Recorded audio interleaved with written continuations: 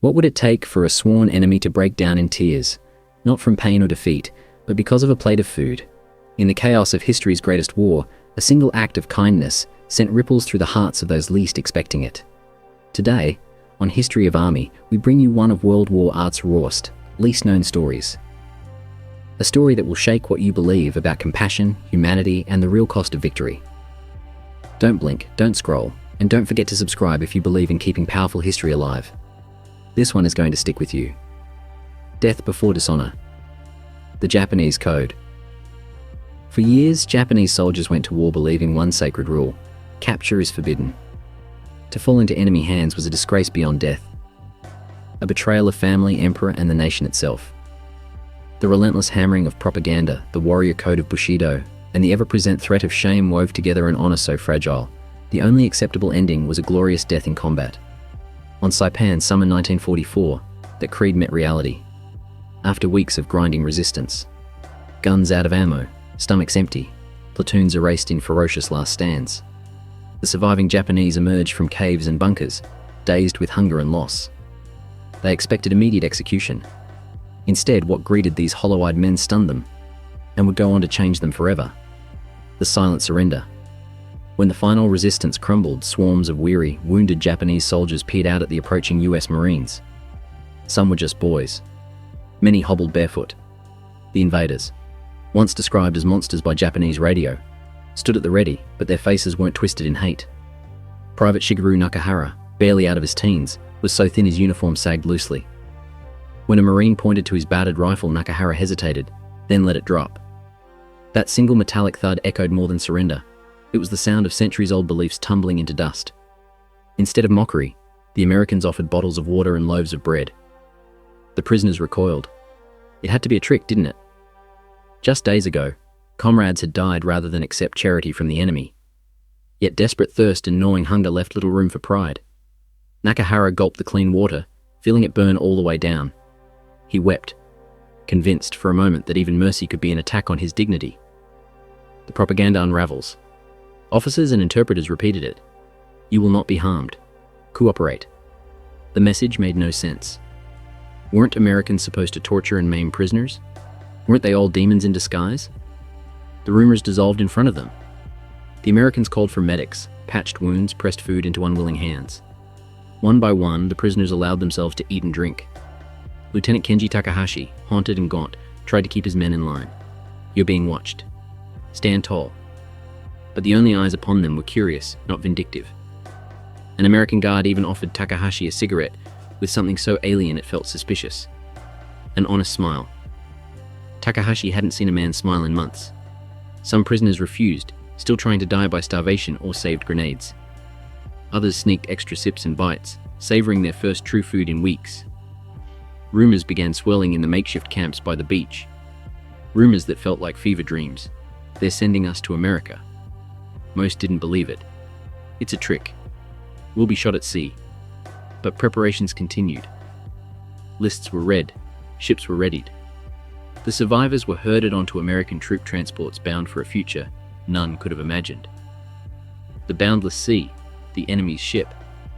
The shoreline faded. The men who'd never left Asia now sat huddled in steel-hulled ships, guarded by soldiers they'd tried to kill just days before. Barriers divided prisoners from crew, but the Americans kept to their orders. No retribution, no beatings. Just routine. Twice a day, food arrived. Bowls of rice. Beef hash that smelled unfamiliar saltines for seasick bellies. Corporal Bill Stevens, an Iowa farm kid turned Marine, watched the Japanese POWs closely, curiosity warring with old hatreds.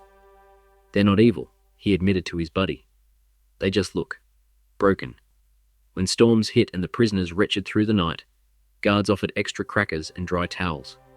Small gestures, meaningless to some. But to these men, starving so long, every crumb was unforgettable.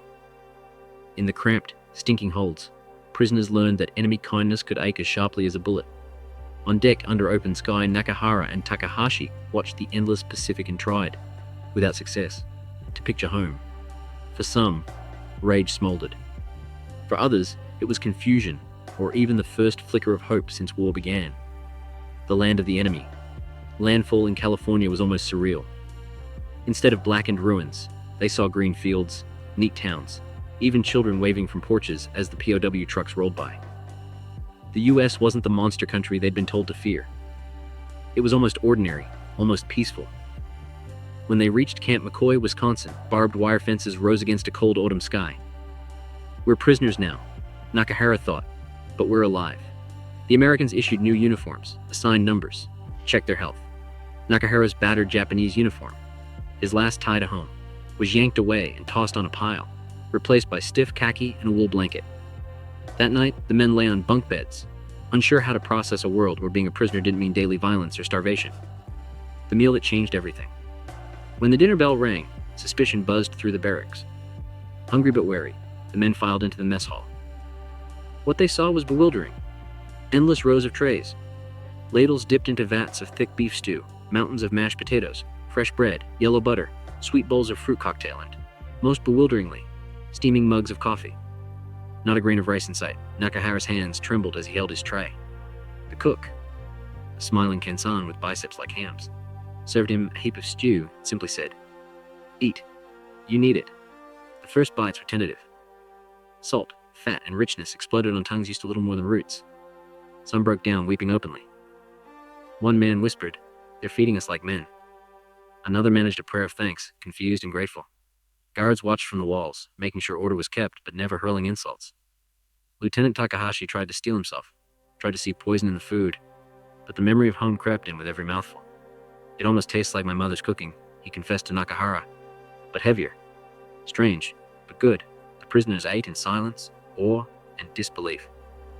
Uneasy routine, American order. Roll call came early, every morning. The men shuffled outside, responding to Japanese names and new American tags. Work details were assigned, sweeping, shoveling snow, hauling supplies. The guards enforced rules, but not with cruelty, just steadiness. At lunch, the smells drifted through the fence again. Meatloaf, green beans, slices of white bread, glistening with butter, and an American marvel, apple pie.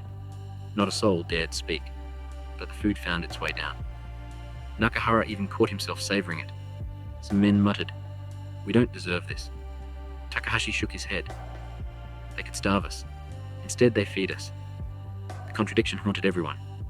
After supper, a Red Cross interpreter invited prisoners to write home. No military information, only family news. Nakahara wrote, "Mother, I am alive and cared for. The enemy is not evil. They are men." He did not know if she would understand. Relearning humanity.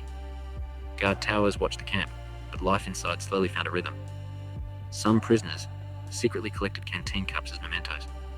Others traded coffee for extra bread, quietly laughing for the first time in months. Music from the guardhouse drifted under the doors. Swing jazz, violins, songs without words, and laughter. A sound almost unimaginable on the front. When the first Red Cross letters from Japan arrived, men broke down again. Some lone parents were alive, others that entire families had been lost to fire bombings. "Don't shame us," one letter said. The command stung, but Nakahara, now thankful for daily food and peace, began to question just what honor truly meant. Takahashi gathered his men quietly. "We were taught America is monstrous," he said, "but they have power, and show restraint. We must learn from them. We must survive." A chaplain visited the camp every week, reading Geneva Convention rules, checking welfare. He told the prisoners through the interpreter, "You did not choose this war, but you choose how you act in it." The words stuck, as did the realization that sometimes the most powerful act is to show mercy, not might. An American winter, and new fears. As the Wisconsin autumn gave way to heavy snow, the Americans issued heavy coats and enormous boots. The sight of Japanese soldiers flapping around in oversized footwear drew laughter, the first genuine joy since capture. On Christmas Eve, Silent Night played over the speakers. The meaning of the lyrics was lost, but the warmth was clear. Dinner that night. Roast turkey, mashed potatoes, canned peaches. Made for a quiet, reverent meal. Takahashi whispered, half in awe, "The enemy has done more for us than we could ever do for them. Perhaps that's why they win." Nakahara agreed, seeing in every small kindness the true shock of defeat. Not humiliation by hatred, but confusion by mercy. The end of the war. The bomb rocked Hiroshima, then Nagasaki. News filtered through the interpreters and US newspapers. For a while, no one in Camp McCoy would believe it. How could a single bomb destroy an entire city? But the proof was clear. Japan had lost. Some prisoners collapsed in grief. Others just stared in shock. Soon, an American officer announced, "You're going home." As repatriation neared, the word home took on a new weight. Who were these men now? Former soldiers. Traitors. Survivors marked by both loss and kindness. Before leaving, the guards lined up for a simple goodbye. The cook who had served Nakahara that first meal shook his hand. "Good luck," he said. Just 2 words, but they echoed across years. Nakahara bowed deeply, unable to find words.